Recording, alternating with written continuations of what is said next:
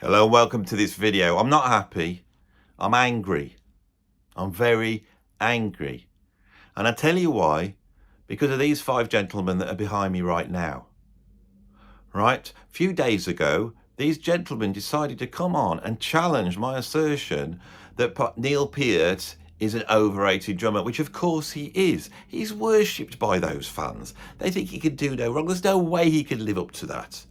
And yet these people, 5 of them, if it was one person, it wouldn't be so bad. But 5 of them have decided to come on and challenge my opinion. And I won't have my opinion challenged. As somebody said in the comments to this, they said, Andy's full of himself. You're bloody right, I am full of myself, and I do not like being challenged.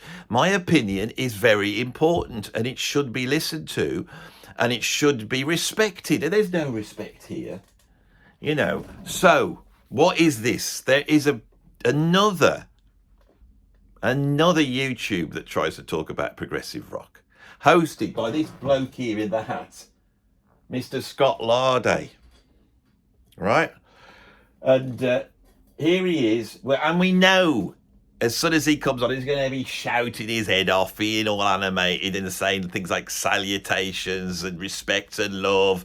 He's going to do that. He does that. That's his catchphrase. All I do when I come on is go, hello and welcome to this video, because I'm English. But he's American, so he's got to shout, and he sounds like some snake oil salesman, doesn't he? You know those people used to go around, the carpet baggers, and they try and sell you that elixir. You know, they got cocaine in it, you know, one of those. That's what we've got here, snake oil salesman Scott, right? Who dares to question me. So I'm going to react to this video now. Who else have we got there? We've got Wayne the Musical Hermit. He's far too low. Look at him. He's far too low in the screen, right? He's so obsessed with getting his collection of what looks like lipstick and in the background. I don't know who he is. Then we got Lorne Murphy, Deep Nuggets Radio. Look at his record collection. Can you see it? Look at the record collection. You know, where do these guys come from? He's probably got 30,000 prog albums behind him there. And then we got Brent Bristow from Emerald City Council. He is the real Neil Peart expert, and apparently he's a professor. And then we've got Matt Brown from Playground of Sound. Right, so there's some prog experts who are going to challenge me. Shall we say, now this video is like about 4 hours long. They go wittering away. Who wants to listen to the prog people talk that? Oh, that's what I do, innit? Yeah. Anyway, forget that bit. Let's see what they've got to say, shall we? Let's see what they've got to say. You just know what Scott's going to say at the beginning of this. It's bloody catchphrase. It's like bloody Bruce Forsyth. Greetings, salutations, respect and love, boys and girls. I am Scott. We know. On to the Prog Corner, the live Sunday Prog stream, where I vow to avenge the incredible wrong that has been done. Oh, the internet has been on fire with the chatter of one Andy Edwards proclaiming that Neil Peart is not just an overrated drummer, the #1 most overrated drummer of all time. And my dear friends, I am here to defend the honor of the professor once and for all. This is a joke, isn't it? I mean, really, I've had 2 interactions with this bloke. The first one was when he brought me on to argue whether British progressive rock was better than American progressive rock. And guess what the answer was? Guess what the answer was? It was bloody obvious, right? I won that one, and I'm going to win this one. Look at them all there. Proclaimed. I didn't proclaim anything. It's just a fact. It's just a fact. Rush fans, you see. I'm a Rush fan. I know what it's like. But they really think they're the greatest band of all time, and they really cannot do no wrong. And I think it's because not only do they make music for the sort of anal retentive, you know, incel, you know, market. I mean, I have a theory that Rush actually invented the incels, really. I think if they hadn't been doing songs like Tom Sawyer and all that type of stuff, you know, men would have been able to still go out and reproduce, but they somehow killed all that. But we can hold, you know, we can hold that against Rush, but the trouble is they are lovely guys. And so you don't want to be nasty about them. And then Neil Peart's died, and we didn't think that was going to happen, and that's upset everybody. So I understand what's driving this, but we still cannot go away from the truth that Dennis Chambers would kick Neil Peart's ass. Why not bring an actual professor of music onto the channel to talk about the professor? an actual professor. I'm sure this bloke's an actual professor of music from a college, right? But I used to teach in a college, right? What makes you a professor? PhD? I ain't got a PhD, right? My PhD's in life. My PhD has been on the road. I've gone around every bloody country in this world playing in 7/8. You don't get a qualification for that, do you? Defend the honor of the great Neil Peart. And so today we're just going to be in praise of a tribute to the mighty Neil Peart. We're going to talk about our love for him, our experiences with him. And I have with me today none other than the professor of music from the University of Arkansas in BB. He said it Brett twice. Bristow from Emerald City Council. Brett, how are you? I'm good. Excited to be here and talk about one of my favorite all-time musicians. Oh, yeah. Yeah. And you're wearing the right shirt. I am, yeah. I went through all of my shirts and found them all the way back to... This is the thing. This is the thing I'm not going to conform to, right? You will never see me on this channel, right, unless it's Led Zeppelin, AC/DC, or Cardiacs. They're the only T-shirts I'm going to wear. Now, the Led Zeppelin one I wear because I have a Led Zeppelin T-shirt. That's the main reason why I've got one of those. AC/DC I champion as a balance to all the snotty, elitist sort of clever clog stuff that we talk about on here. We're always got to remember AC/DC. And I wear Cardiacs because Cardiacs, it's just wonderful to be able to subconsciously promote Cardiacs. But never ever are you going to catch me doing a video about Rush wearing a Rush T-shirt. I'm never going to do this. Right? And the reason is because I just do not own that number of T-shirts. When I watch Sea of Tranquility and Pete Pardo comes on, every single day he has got a new T-shirt on. You look at that huge weight of CDs behind him, and then you think, does he have a separate warehouse for the T-shirts, so they're all alphabetically aligned? You know, and you could go, oh, I'm doing a video on Accept today. Oh, that'll be right at the front of the queue. Oh, I know where that'll be. That'll be next to Anvil and AC/DC. Oh, let's get back the Aerosmith T-shirts. Oh, I've got loads of those. You know, is that how it works with Pete? Because he seems to have a lot of T-shirts. I just don't have that sort of wealth, I'm afraid. I just cannot afford, because they're expensive things, to have those sorts of T-shirts. I have a few bands on, and they're the ones I wear. Now, my Cardiacs T-shirt was given to me by the great Shane Embry, and I wear that with pride. I've just got it, and I've got it in a lot of videos, and I wore it so much that after a few days of wearing it, it was a bit smelly, and so I've had to wash it, and it's in the wash. It's going to have to go through a few times, you know. And also, I got it from Shane, and I don't know what Shane had done with it, so it's taken a bit of work to really come back to freshness, but it'll get there. It will get there. But of course, you can't smell it because that doesn't matter on YouTube. You know, I could be just stinking to high heaven right now, but you don't know that. You know, you don't have to worry about that. You know, I'm sure these gentlemen here, if we had smell-o-vision now, I mean, what would we be perceiving? You know, because I am that low. I am going to put them down in this manner. You know, because they dared to cross the line. You know, I don't think they even deserve a rational counter argument. I'm just going to say they smell, because that's what we used to say when we were 6 years old. A little bit later, I might even say something about their moms. Nice. Well, I'm wearing my Killer Clown shirt because that's what I'm feeling about Andy Edwards. You're a clown, sir. He's not jesting. First time at Boys and Girls. If you notice a new face on the panel, he's probably not new to I can't let this. I can't. Did he just call me a clown? A clown? A clown? I mean, I don't think that's fair. A clown, and he's put. I mean, the one guy's got Rush on. That's bad enough. But he's got up this morning and goes, oh, I'm going to do a video about Andy Edwards. Where's my clown T-shirt? Right, and then he was that little laugh afterwards as though he doesn't mean it. He does mean it. I tell you something.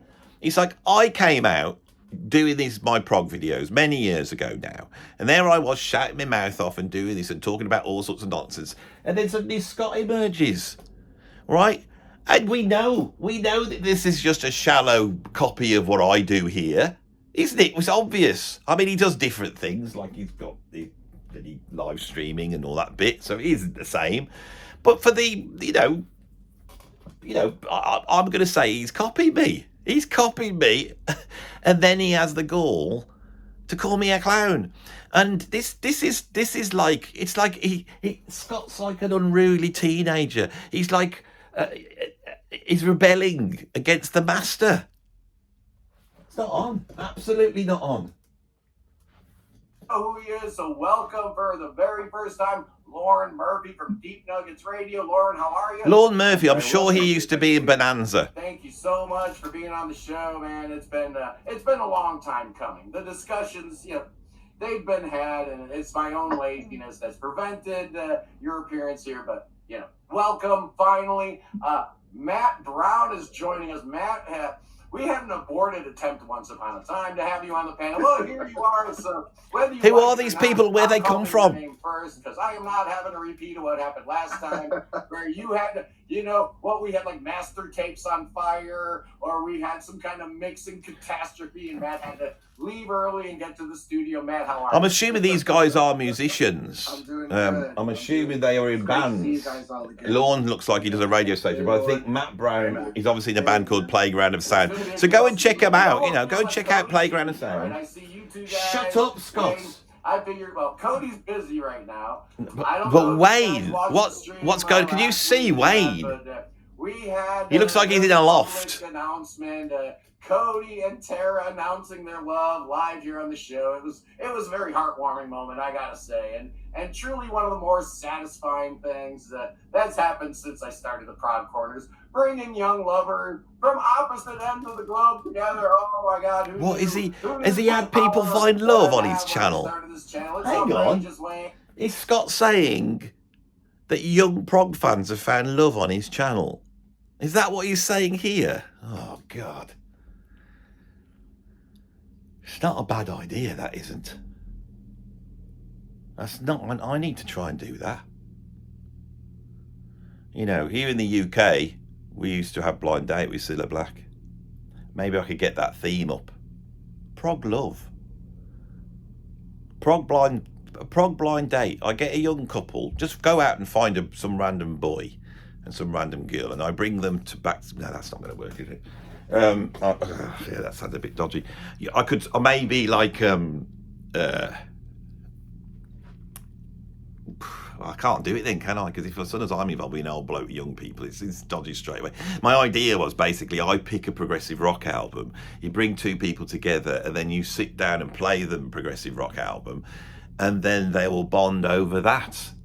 There they are listening to Porn Hearts by Van der Graaf Generator, looking into each other's eyes lovingly, while you get that churning, dismal, bloody depressing sound going on for about 5 hours with his big warbly voice and the big mellotrons all over the place. And of course, that is the recipe of love. And the young people have and of course, a lot of these young men, like I said, too much rush, and it takes away the urge to go out and conquer the opposite sex, really. It's if you've got any sort of ability to sort of chat them up, if you've listened to too much of Signal and Subdivisions, you'll just lose it.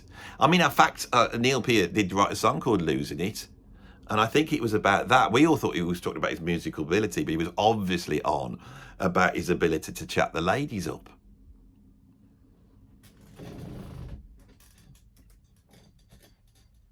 Are you going to start? All the way from Alberta. He's still introducing the people. Come on, I'm gonna get right into this. I'm gonna go right to the right. I mean, I can't be us. What's this now?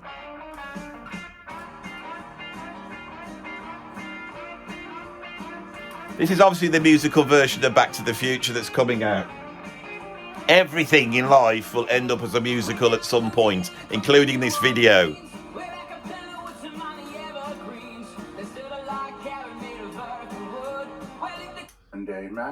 Musicals always have, whatever they do, they have a way of taking whatever life was in that thing, whatever juice, whatever dirt, whatever was in there, they have a way of extracting that completely out and giving it back as though it's been boiled for 4 hours to remove any germ, and then it's pushed back in your face, and it always sounds so lame. I hate musicals, right? I'm never going to talk about them here. There's some musicals. I should do my top 10 musical songs, because there's certain songs that I really do love from musicals. I think my favourite would be that one from Willy Wonka and the Chocolate Factory that Gene Wilder sings. A World of Pure Imagination. What a song. And it's so brilliant. And Gene Wilder, who cannot sing, delivers it so well. It's a wonderful song. It's one of those, it's like, there's quite a few songs where actors who can't sing, but who use their acting skills have been able to deliver it in such a great way, but that being a good singer and singing it. I mean, there's so many songs from My Fair Lady, but I am digressing into the world of musicals and showing that really I do like them. And I was just using the fact that awful Back to the Future thing, just trying to point out how insipid and crap that is, in an attempt to not have to deal with these people questioning me. Now, we've got this great big face here, right? And Jason Bundy, 76, he's put a comment down the bottom. I don't know if you can read it. He said, bands should push their new material. I was disappointed when I saw Queensryche recently, all tape material. Who cares about Queensryche? What's going on? Let's see what this bloke saying. But when I was 18 or 19, I went to the mailbox one day in the home I grew up in, and here was, Hey, this. What's that? This was from Neil, for me. Wow, that's pretty cool, isn't it? I to him through Modern Drummer magazine. I'm not a drummer, but I used to subscribe to the magazine. And Neil used to sit down twice a year and spend a day answering his fan mail. And he would write it out, and then in later years like mine, type it out.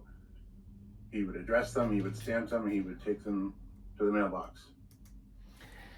Is this Jack Black playing, having to do penance for what his mate Carl Glass said? That's what it is?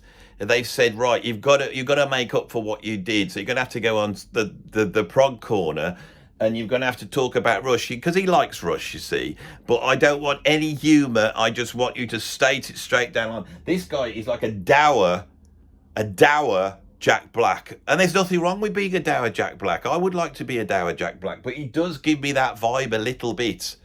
All right, we'll carry on from there. So one day that showed up for me. It's impressive, though. Imagine getting a postcard from Neil Peart. I was tracing the pen where he had signed it. And I still do that sometimes, especially after a few beers. But these books of Neil's, so many of these are right. I did watch a bit. I didn't watch all of it. Could be asked, but I did watch a bit of it. All they went on was about his lyrics and his books, and no one's as great. Didn't say he was an overrated lyricist. I never said that. I said he was an overrated drummer. They don't want to deal with the drumming. Like you said, he's not a drummer. He's not a drummer. He's obviously some sort of Jack Black impersonator that was making a good living, but now he knows he's got no. I mean, how do you buy all those CDs? And now he's got no work, has he? He's got no work. What's he going to do? Really worthy reads. There's more of them. Someone mentioned the Martin Popoff book, which is excellent.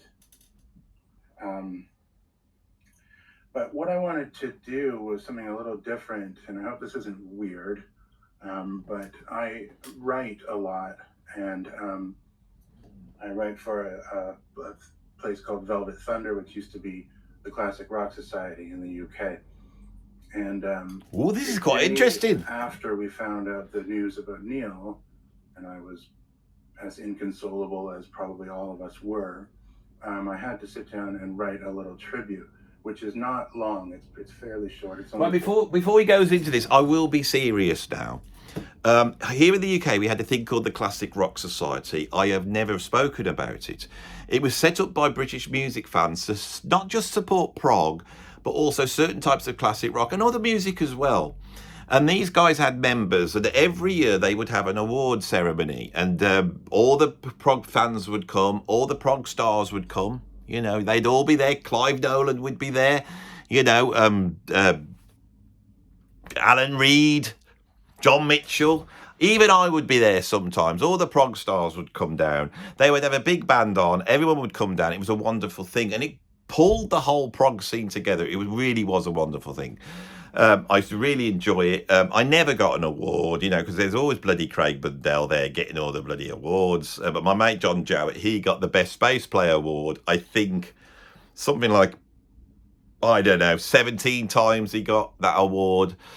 And it started to get a little bit embarrassing for John in the end. So he decided to sponsor the award so they couldn't give it to him. Although I thought it would have been much better to, rather than name it as the Best Bass Player of the Year award, it would just be easy just to call it the Best John Jowett Award. And, you know, then that would probably make it not so weird that John got every week. But there are other contenders for great bald bass players now on the progressive rock scene. I mean, John Paul, who's playing for Life Signs, is a fantastic bald progressive rock band. And Colin Edwin from, I think he's a bald man. So, you know, 15 years ago, 20 years ago, John was really pioneering that sort of Emperor Ming on, you know, stroke Chris Squire look. But, you know, now it's that look. But in the end, he's the guy that invented that. And there's that. And so all those awards they're justified, you know. But I never got an award from the Classic Rock Society. But all the things that conspired against music meant the Classic Rock Society folded. And a little bit of the heart was taken out of the British progressive rock scene, I feel. Right now we've got things like Summer's End and Winstead's Progressive Rock Festival. We've got Prog magazine and their awards, and that really does a great thing. And Jerry Ewing, the editor of Prog Rock magazine here in the UK, has done a really great thing for being able to keep that centralised thing around it. So this is really interesting. That I didn't know that the website must have been renamed Velvet Thunder because it had some following, and this guy's reading for that. So he's now going to read his tribute to Neil Peart. Shall we have a listen to that, shall we? Come on. Thought I would read it out, Nice. if that's cool. Nice, yeah, let's do it. So, one moment. He's having a bit of water. Doesn't want to get a dry mouth halfway through. So I consider this kind of a tribute to him. The first time I really paid attention to lyrics was when I heard the song Subdivisions. And even at a young age, I think I was bored by or desensitized to most subject matter. Most songs seemed to be interchangeable and often shallow. They were about teenage love, or they were about sex, drugs, and rock and roll, or maybe fictional stories of some kind. But when I first heard Neil Peart's words, any escape might help to smooth the unattractive truth, but the suburbs have no charms to soothe the restless dreams of youth, it was like a revelation to me. Not only did it feel like this had been written for me, but rock lyrics could actually be thoughtful and impactful enough to cause me to think. And this had never happened before. So I began to seek out more. Subdivisions. That is the track. That's why I mentioned the album singles. And there you get the Freudian slip. Sorry, signals, not singles. Because, you know, if in the early 1980s and you haven't got the internet and you can't go on some forum and just moan about how women are evil because they don't want to have sex with you, what you could do is search around and find the album signals and then Subdivisions. I mean, if that lot, you know, if that lot have a sort of national anthem, you know, so say if all the incels were to create their own country, all the nerdy guys that are really into computers and, you know, they've got like, I don't know, when they were kids, they made like model airplanes and they've got them all around the room. You know, those types of kids, they've got no friends. If they were to create their own country, for example, and then they entered the Olympic Games, You know, when they all walk around, they all play the national anthems for their country. Then the Incelia, which is the name of the country where they go, Incelia would come out, and and you'd get boom, boom, boom, boom, boom, boom, boom, boom, boom, and they'd all march in 7/8 because they can do that. Or they come out and they're all proud. Of course, when it comes to do any sport, they're bloody useless. Sorry, mate. I've been interrupted you. To me as the air I breathed. Musically, yes, but lyrically, even more so. I was fascinated by phrases that Neil would use, authors he would reference, and philosophies he would inject into his lyrics. People tend to think of Rush songs as being cold and scientific, but in fact, Neil often wrote warmly about the human condition, and his words could be very moving. He was a brilliant writer, but a humble one, always striving to understand more about the world he lived in, and asking us to examine it and question it right along with him. His integrity and commitment to what he did was so admirable to me that I couldn't help but put him on a pedestal, despite his well-documented distaste for such idolatry.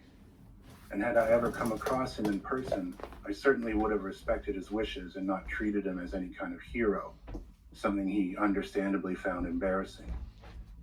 But in secret, when no one was looking, he was my hero. I couldn't help that.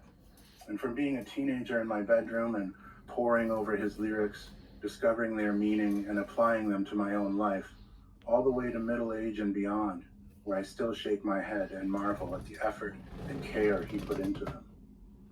I saw 9 Rush concerts over the years, and although Neil's drumming was always a spectacular part of the show, it tended to be those words that would really hit me, occasionally prompting me to turn away from my friends, lest they see my obvious emotion.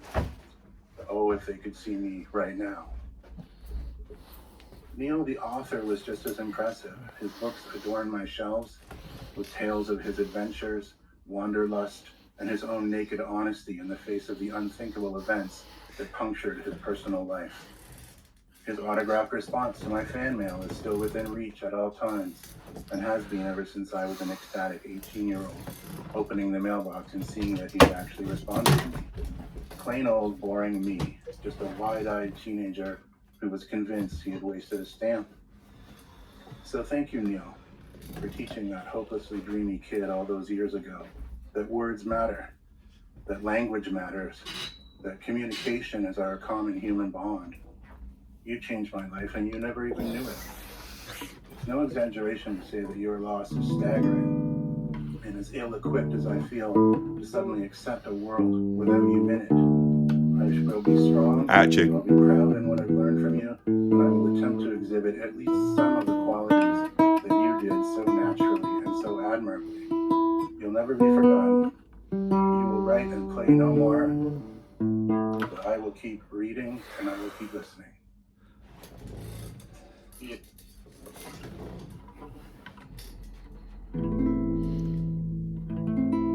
I'm a sad man, 'cause the poetry of Neil is no more.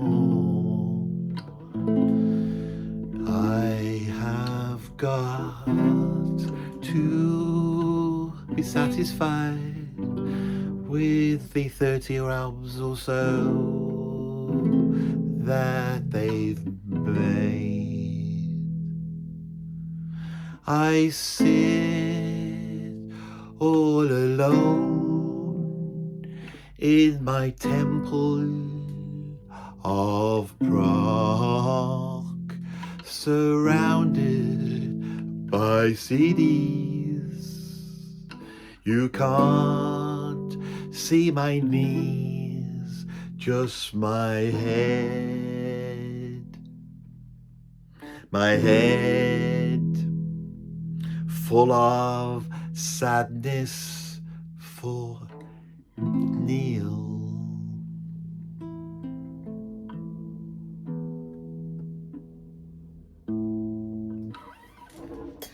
I thought, as he'd done his tribute I would do a musical tribute to Neil Peart, and he seems quite sad. So he's now got my teddy bear, which I think it suits him. It does suit him. Shall we see what he's going to say? But he does seem very upset about all this. I've got over it now. Seriously, that's beautiful. Look, they're all crying. You know, we wonder why, you know, we put these guys on pedestals sometimes, and sometimes Matt's crying. Wrongly so. You know, the hero worship that's involved in rock music has always been something. I do know where they're coming from, because I was like this when Terry Wogan died. I got very upset at that time. You know, I spent my every morning getting up listening to his little sarcastic quips. I think that's probably where I got my sense of humour from, was Terry Wogan in the morning on Radio 2. And when Terry died, it was like my dad dying. In fact, I do think Terry Wogan probably was my dad, and I'm sure in his younger days he ventured out of Ireland, left the confines of Limerick, and he may have well come over to the West Midlands, you know, in the late 60s. And who knows whether some sort of encounter happened between Terry Wogan and my mum. We could only hope that this is the case. But then I am now casting aspersions on my own dad's memory, who was also dead, right? And I'm sad about that. Right, but these guys are sad about Neil Peart dying. They're more sad about Neil Peart dying than I am about my own dad. And if you think, I'm using my dad's death as humour here, right? That's what I'm doing here. You got to put a smile on your face. You can't go through life getting all upset like this, can you? Bloody hell, pull yourself out of it. You see, this is typical Americans. They're all emotional, isn't it? They're all emotional. There they are, going around the world, shooting everything up, blowing everything up, undoing every sort of liberal democracy that's out there so that they can send in their, you know, real estate agents and all that and make a ton of money out of it. They're all sat there rubbing their hands together, you know. But as soon as they get some sort of puppy in the rain, they're all crying their eyes out. Toughen up, Americans. Toughen up. I'm going to jump into someone else, see if you can get someone else talking right near the end. This is what we're up against. Williams. Yeah. Listen to Miles Davis 4 and More. What are they talking about now? He was 17 years old. This kid was Now, here we go. Look. They're talking about Tony Williams. Yes. See, they know. Here we are. This video's gone on about 4 hours. There they are chatting, reading their little things out and getting all upset down and crying, all that bit. But the fact is that when it comes down to it, I'm right. Let's see what this guy's saying. So they could sneak him into the jazz clubs in 1964. He just listen to it. Listen to that. I don't think that bloke was crying now. I think he's just got a croaky throat. Walking and all blues. I mean, there's also a companion record called My Funny Valentine, which had more of the ballads. But 4 and More has more of the up-tempo stuff. They're talking about Miles Davis. Drum students who would come in wanting me to. He's a drummer, that bloke. To help me play like Portnoy and Chad Smith and Primus, you know, and all those guys. And say, okay, we will get there, but you need to hear this first. And there's a good reason, because the world is bigger. And here's an example of a way that the world is bigger. And they all have that same slack-jawed look on their faces after they heard this 17-year-old kid playing like a maniac and being not only technical but unbelievably musical. And one of the things I always wanted to do if I ever had the chance to meet Neil was I wanted to ask him if he had a favorite Tony Williams record, because I bet your ass he did. And this is the point. And these guys know. Now, this video, I'm going to be completely transparent now, is that I'm really good friends with Scott. Well, I'm not saying good friends. He doesn't like come around for dinner, you know, and then we go out for skip round the park holding hands. But, you know, we've chatted quite a lot on the internet. He's got a wonderful sense of humour. And a few days ago, he says, I'm going to go on, and he very politely said, is it all right if I pull your leg on the internet? You know, I'm going to, you know, have a go and call you clown. And I said, you've got to go full out. They didn't go full out enough. They did not go full out enough on here. I really was expecting to get a right good arse kicking off the Americans about my arrogant statements about Neil Peart, but they haven't. And if you actually watch this video, it's very interesting. It's a wonderful tribute to Neil Peart, and it puts the focus on the fact that Neil is more than a drummer. He's more than a rock star. He's more than a member of Rush. There's many people out there that I know whose life was enhanced at dark times by reading his books. And this is, of course, great. And then as you watch this video, they eventually get to the fact that they all know that there's drummers out there that are far greater technically or influential or whatever you want than Neil Peart. He's just another drummer. We are all just other musicians. The whole thing is just is silly to do these things. But on the internet, we have to do these things. Now, I was going to, on this video, come on here, slate them, really insult them, be really out of order, and then just move on and let you think, oh my God, Andy's really upset. I know, well, the idiots would think that. But I actually think that now I'm here, that hearing that guy said about Tony Williams, and also hearing that guy speak about what Neil Peart meant to him, and there I am all pretending like I don't care, you know, and I'm going and getting all silly stuff and then singing me silly songs and just acting like an idiot. But it has got to be a little bit. I'm sorry, Scott. I'm sorry, Prog Corner. Oh, I do love Rush. It's not fair, Neil dying. Great lyrics. They did some amazing songs with brilliant lyrics. No, I think I'm going bald. Not that one, but the other ones.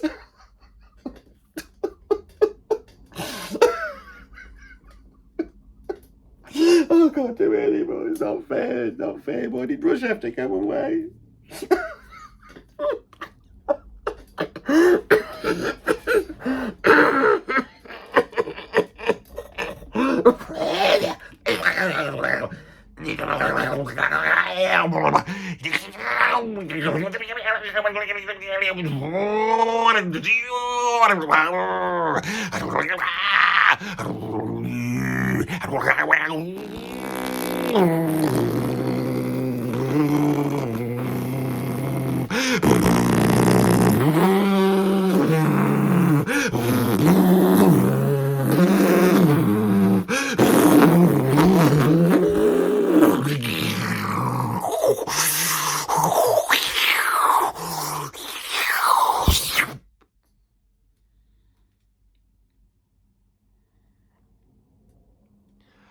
I feel better now. That's been wanting to come out. Sometimes the trauma of these things, they stay with you. And you have to access the inner demon. And you have to let the inner demon out. I need my bear. Oh. I don't want to hear any more of this, do you?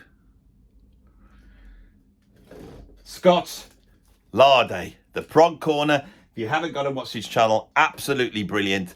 Get over there. He does lots of mad stuff, lots of funny stuff. He's very extrovert. He gets into the nooks and crannies. He makes great points underlying it.